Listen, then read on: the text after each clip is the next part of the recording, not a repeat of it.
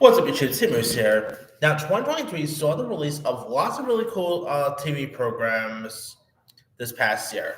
So, here is my official top 10 favorite new TV shows of 2023.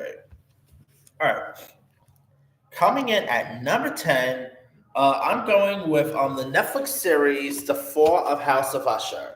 Now, this is, of course, from Mike Flanagan, who is best known for directing the Hill House series, Blind Manor. I thought this was a really intriguing series, very creepy at times. It is based on the work by Edgar Allan Poe, where, of course, recounts both the rise and power of Roderick Usher, the powerful CEO of a corrupt pharmaceutical company, and his sister Madeline, who Usher. And the film, I thought, like the cast, of course, by Bruce Greenwood was great. Loads of Mike Flanagan's normal players on this. You had Mark Hamill was awesome in this. Some really cool cast members. So really decent series if you guys haven't seen it. And of course, Mike Flanagan is leaving Netflix for Amazon, so I'm interested to see how that partnership's gonna be. So we'll see. All right. Number 9, I'm going with Monarch Legacy of Monsters. Now, I would have had a little bit higher, but to be honest, like the show's not fully ending yet until like two more until like next month. But I'm still quite enjoying what I'm seeing from it. I mean, I really love the scenery of it. When Godzilla shows up, Godzilla is fierce. I like seeing like Kurt Russell and Wyatt Russell both in this. That's really cool. Seeing them like play each like seeing the Wyatt Russell playing a younger version of Kurt Russell is really intriguing. I should say. Kiersey Clemens is great in this. The other cast members. Hopefully, we'll get another season, but we'll see. All right, number 8, I'm going with an Amazon show called Swarm.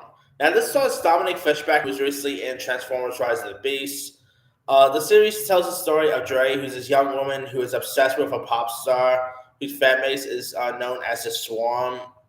Um, uh, Pretty much toxic. So she actually goes to so she takes a dog turn. She goes to these she meet up with these people and just take them out. This is a really intriguing series. Dominic Fishback I thought was great. Billie Eilish pops up. Chloe Bailey pops up in the scene. You also had some other cast members like Demis Idris was also in this. The aforementioned Kirstie Clemens. I mean, got some really cool cast members.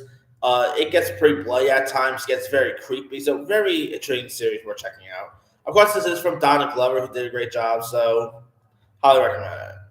Number 7, I'm going with the freebie series Jury Duty.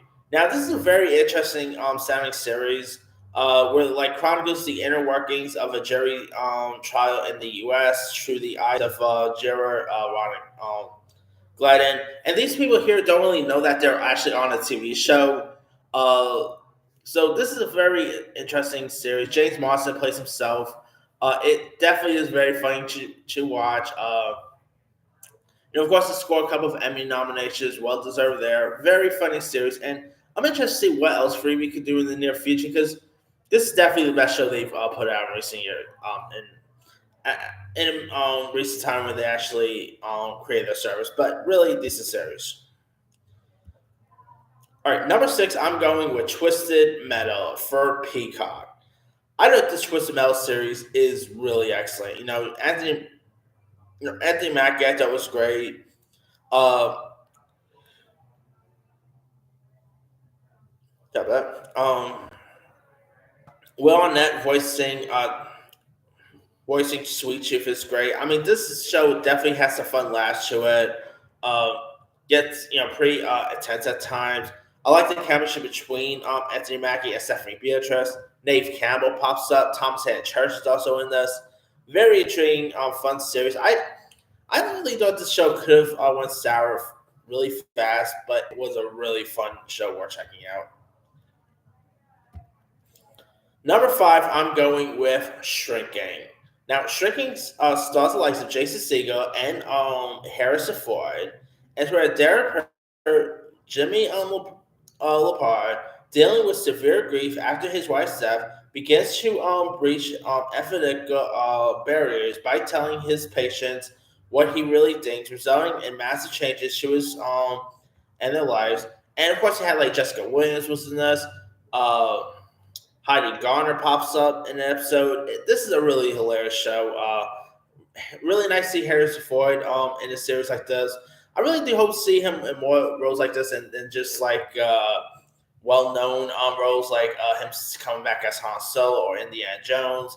He really has great timing when he's not playing those like in other stuff when he's not playing those type of characters. And here he shows that Jason Segel is great.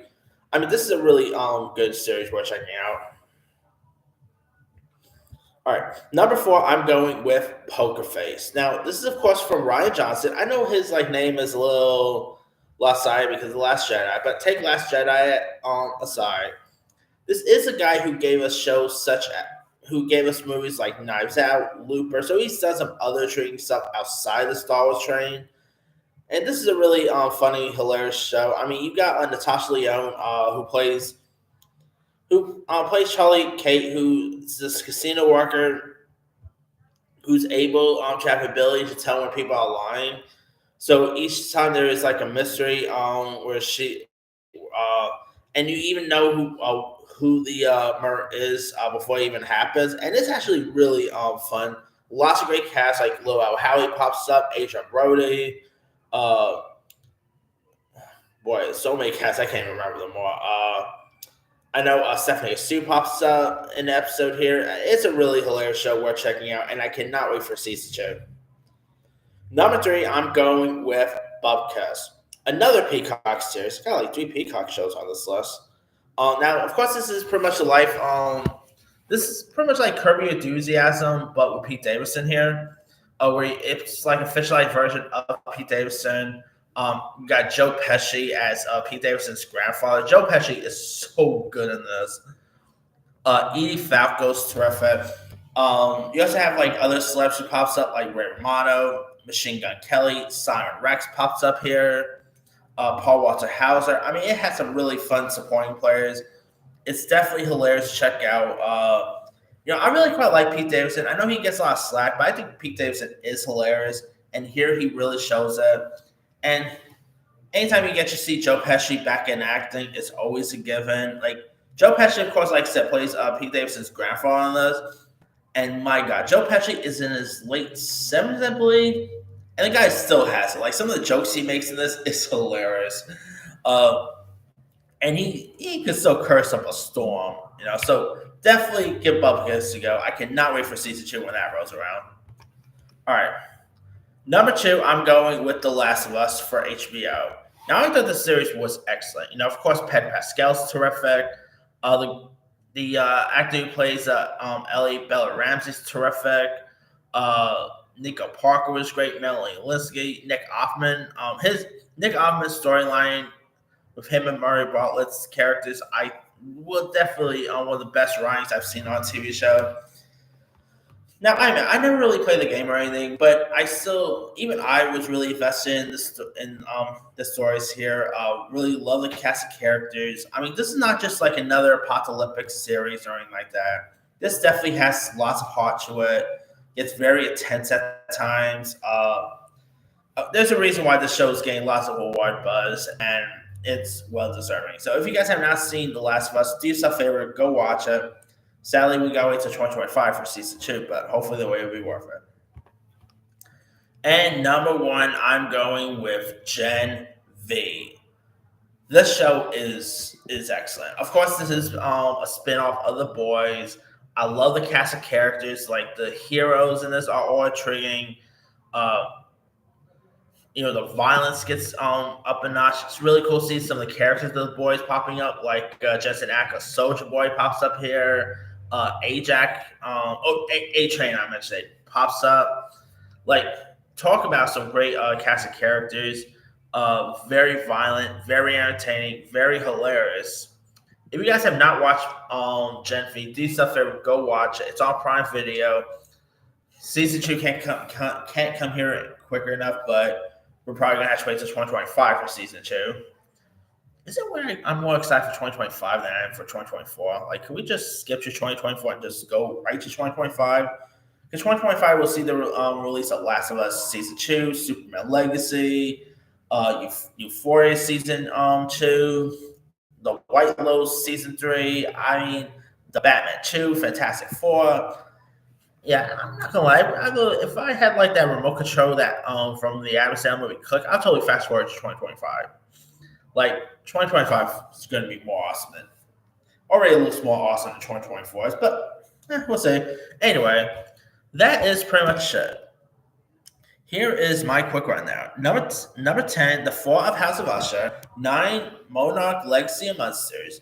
8, Swarm. 7, Jerry Duty. 6, Twisted Metal. 5, Shrinking. 4, Poker Face. 3, Bubcast. 2, The Last of Us. And number 1, Gen V. Now, there's other shows I obviously could have also added too. Let me pull some other series here. TV shows 2024 Wiki. All right. Now, The Crowded Room with Tom Holland. That's definitely a really good one. Let's see what else we got here. Oh yeah, Percy Jackson has been pretty good. I would have had that, but it only just started. I'll say I gotta wait till a little bit.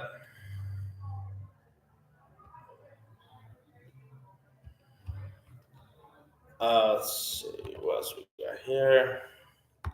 Oh yeah, a couple of Apple series like Hijack with Idris Elba. That was actually pretty decent.